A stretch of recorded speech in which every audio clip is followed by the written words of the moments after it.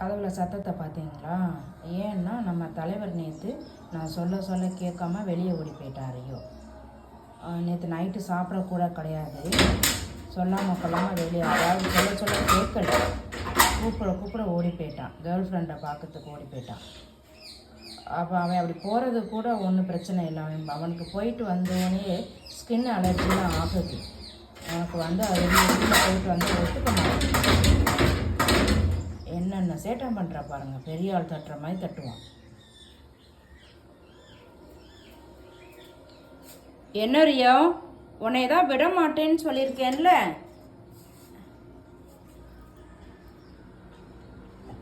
சொல்ல கேட்காம போன.